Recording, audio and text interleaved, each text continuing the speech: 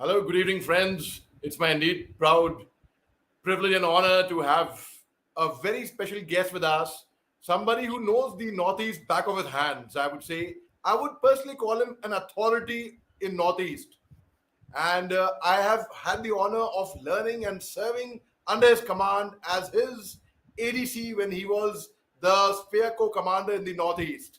In fact, this is the tie that I'm wearing of Sphere Corps. He has served in the Northeast. He had a lot of tenures. He was a battery commander, the young major in Arunachal Pradesh at the Indo-China border. He has been a brigade commander in Kakchin, in Thobal district in Manipur. He's been a corps commander as a lieutenant general in the Northeast again, commanding over 4.5 states: Manipur, Mizoram, Tripura, Nagaland, and South Assam. Well, I couldn't have had a better person to speak on Northeast than Lieutenant General Zamiruddin Shah, who needs no introduction at all. You all know him. You all know him as the former Deputy Chief of the Army Staff, the former Vice Chancellor of Aligarh Muslim University. He was offered to go as the Chairman, Ceasefire Monitoring Group, immediately after his retirement from the Army as the Deputy Chief, but then he took over in the principal bench of the Armed Forces Tribunal in New Delhi as an administrative member. Sir, Jai Hind, and thank you very much for taking your time for us, sir. Jai Hind Ali, to be with you. Thank you very much, sir.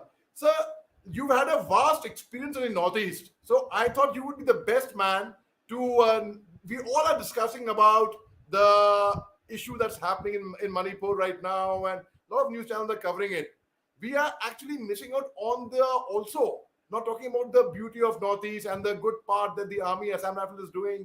You've had you were a brigade major also in the early 80s with General Kukreti, and your old friends, you had kept in touch with them, and I saw them with my own eyes when I was the ADC. They coming to meet you, and you exchanging a very good bond homie with them, sir.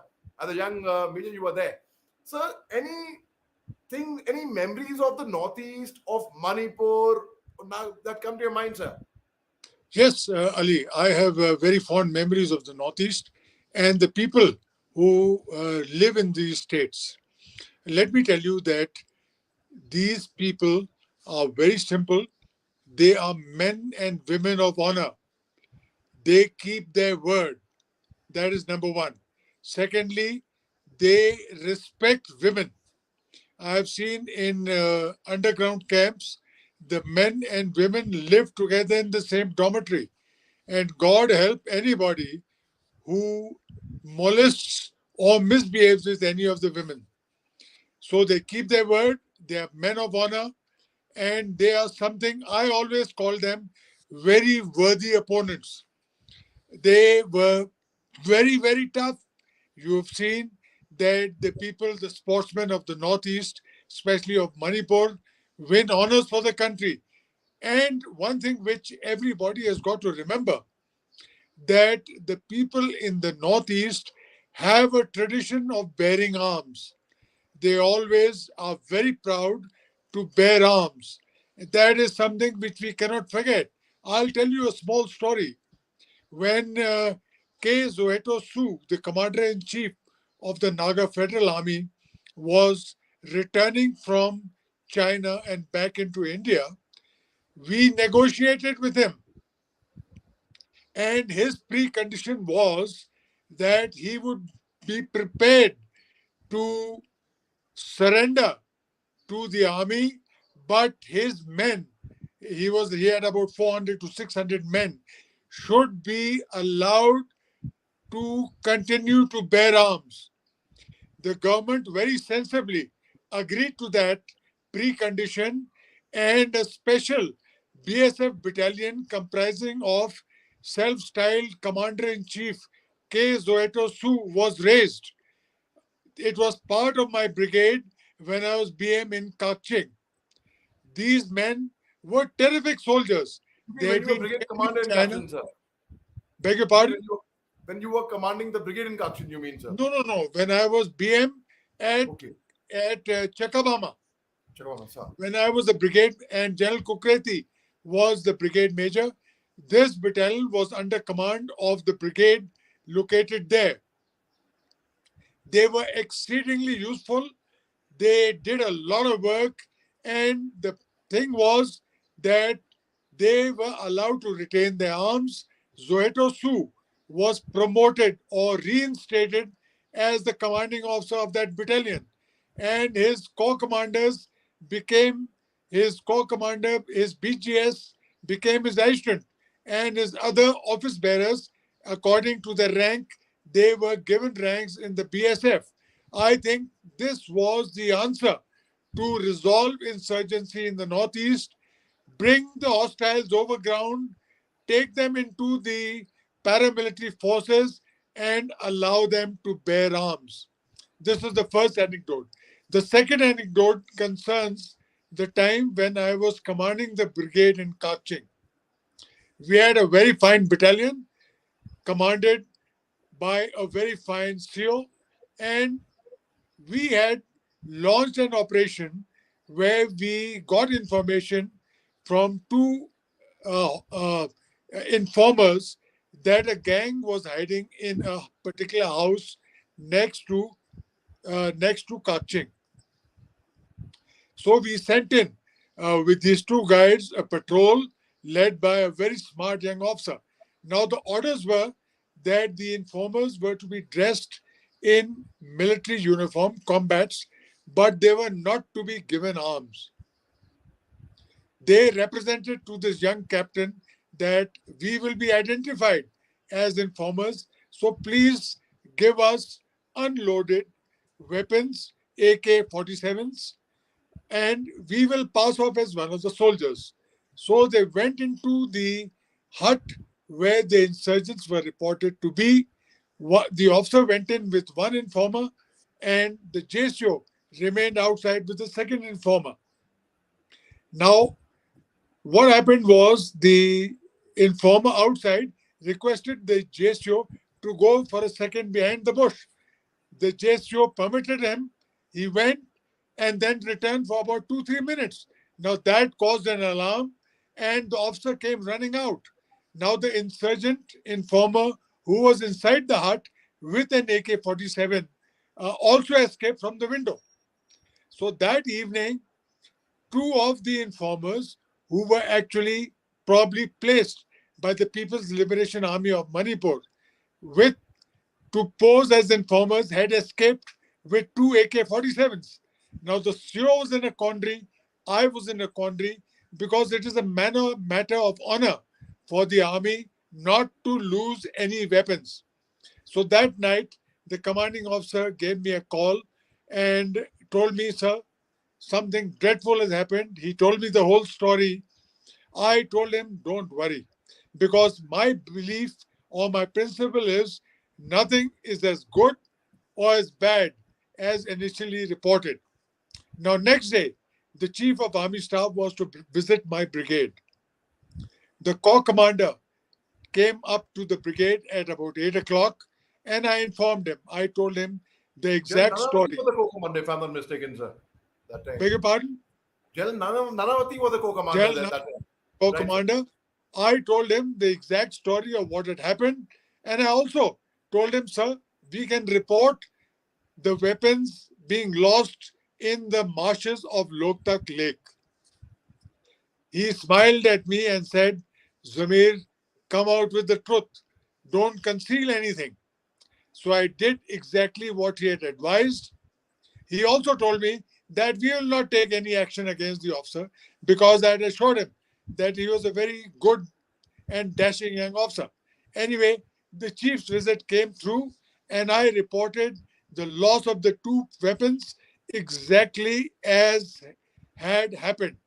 And what happened was, luckily for me, next morning, the papers in Manipur, the headlines were these two so called informers, actually members of the PLA, presenting the weapons to the chief of the PLA and telling him how they had made, how they had, well, got the better of the army. Now, see, the lesson in all of it is that weapons are very, very important, not only for the army, but for the insurgents. The second lesson is that nothing should be misreported. It is the duty of the officers, just like the commanding officer gave me the correct report of what actually happened. I wanted to avoid embarrassment to the battalion, but when I told the corps commander, he told me to come out straight of what had happened. This was advice which I always remember because it saved my skin. If I had rendered a wrong report and the news came out next morning of what happened, I would probably have been sacked. So these are the lessons which I've been passing on to everybody. Report an incident exactly as happened, and your seniors then will protect you and help you out.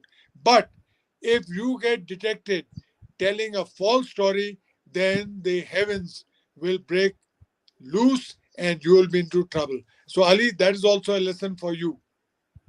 Yes, sir. Sir, that is a very good lesson for integrity for all of us. To be honest to yourself and no one is watching you. And we had a case of a Jawan, sir, when I was in JNK, running away with a weapon, in fact, and that weapon went missing. So, what could be the maximum punishment when a soldier loses his weapon and it's gone for good? Oh, see what happened. Similar case happened during Op Parakram. One of the battalions reported a missing pistol. So we searched all over, we couldn't locate it, and it was reported missing.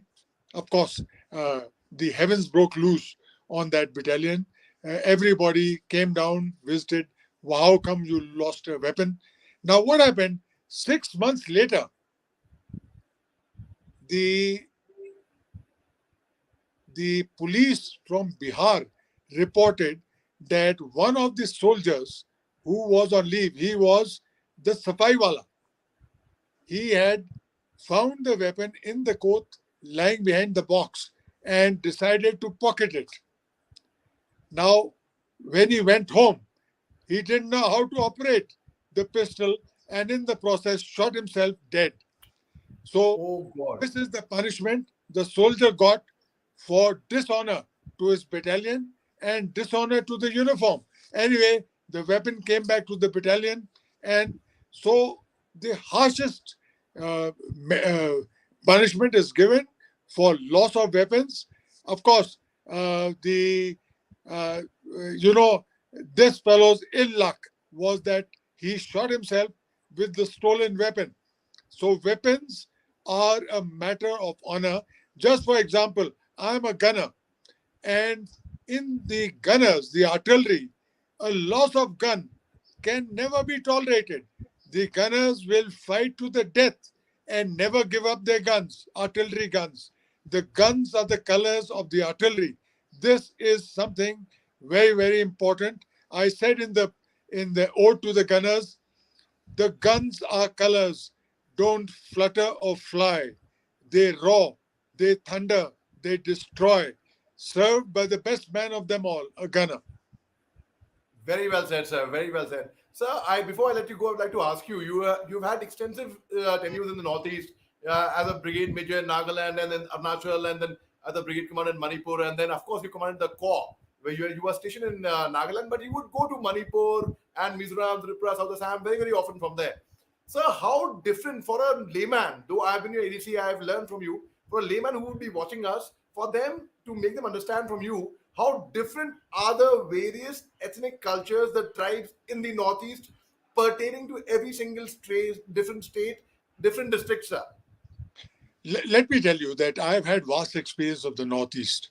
Anybody who's ever positioned there, anybody who's ever given a task concerning the Northeast must remember a few things.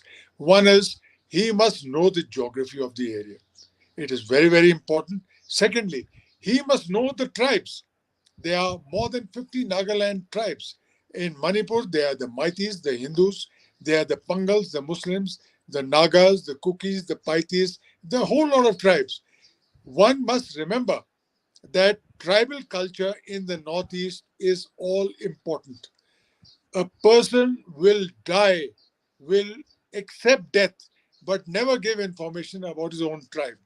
They are exceedingly tied down to their tribes. They're exceedingly loyal to their tribes. That is something which people must understand. One must understand the animosities between various tribes. I mean, all tribes are not friendly with each other. One must know the interaction of various tribes. Then only can anybody succeed in the Northeast. So, one thing, tribal culture, tribal affiliations, and the geography. Anybody serving must know every single nala in the area. Then only one can operate successfully. Sir. So thank you very much, sir. And before I let you go, sir, lastly, I would like to ask you one small last question, which is very, very pertinent to today's times. So a peace committee was formed with 51 members on board, and it was comprising about 25 Maites, and there were almost about 11 cookies. There were 10 Nagas, and they were. My take as a young officer who served there was, let's get a neutral perception over there. I spoke to the former chief secretary. He had the same view as what you had over the phone when you explained to me. It should have the locals over there, otherwise nobody will listen to us. So what is your take on that, sir? Because of late I got to know recently that they wanted an international panel. Apparently they wanted, so when they want, but they thought it would getting an international panel from outside, foreigners would get bad name for our country at the end of the day. So wouldn't it be better to have somebody from the mainland to there, sir? An international panel can never be accepted by our country. The peace committee should comprise of locals of that area, of all tribes, and a few intellectuals from the rest of India who have had an experience in the Northeast. People, and I think that the peace committee should have been set up by the Chief Justice of the state or by a judicial order. I think it was improper for the chief minister, who is alleged to have had a hand in the riots. I cannot say whether that is wrong or right, but people have to repose faith in the person nominating the peace committee. And that is why I think the people did not repose faith. Both the Maitis and the Cookies did not repose faith in the peace committee, and that is why they've rejected it. I think it should be of people of known integrity, of high placed individuals who know the state. It should comprise both insiders and outsiders. Sir, sir, thank you so much for giving a very crisp replies to all the questions, and you have cleared a lot of my doubts. And I always learn from you, sir. I'm sure all our viewers will benefit a great deal from what all you shared with us, sir. Thank you very much, sir. Jai Hind, sir. Okay, Ali, good luck. Jai Hind.